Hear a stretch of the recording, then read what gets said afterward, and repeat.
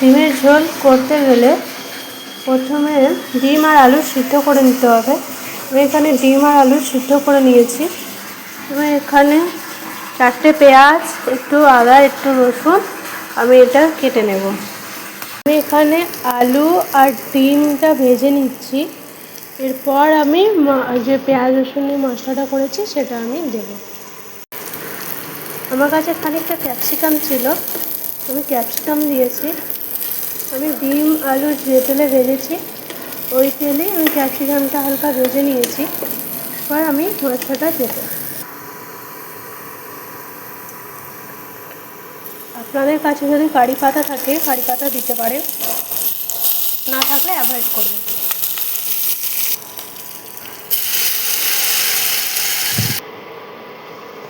মশলাটা কিছুক্ষণ হালকা আঁচে হতে থাকো, যে কাঁচা গন্ধটা সেটা চলে যাবে। পেঁয়াজ আদা রসুনের যে একটা গন্ধ সেটা চলে যাবে, সেটা হতে থাকুক। এরপর আমি মশলা দেব। নুন, দেখুন কি সুন্দর কালারফুল হয়েছে, দেখতে কি সুন্দর লাগছে। এটা লাল সবুজ গোলাপি গোলাপি কম্বিনেশনে কি সুন্দর একটা দেখতে লাগছে। এটাতে জিরে এবং হলুদ গুঁড়োটা আমি গুলে রেখেছিলাম, বাট এটা আমি এতে দেব।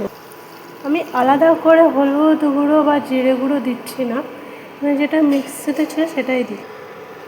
কিছুক্ষণ নাড়াচাড়া দিতে থাকবো।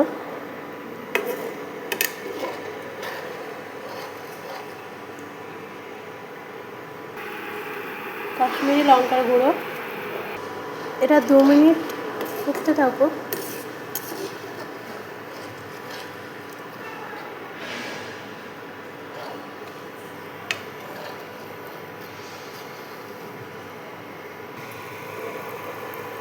এরপর আমি দেব আলু আর ডিম যেটা ভেজে রেখেছিলাম সেটা। এটা খানিকটা অল্প পরিমাণে জল দিয়েছি, এটা আমি ফুটতে দেব। তারপর আমি এটাকে গরম মশলা ধনেপাতা দিয়ে নামিয়ে দেব। এটা অনেকটা গাঢ় হয়ে এসছে, এবার আমি গরম মশলা আর ধনেপাতা দিয়ে দেবো।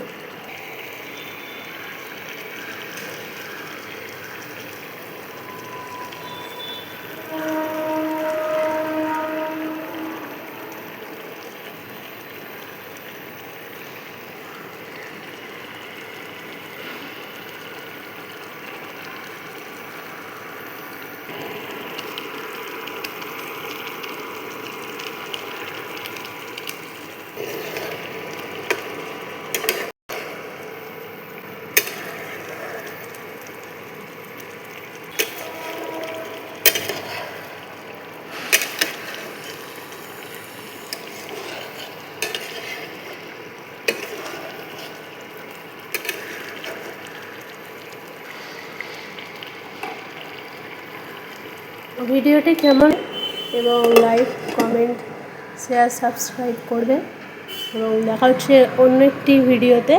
ভালো থাকবেন, সুস্থ থাকবেন।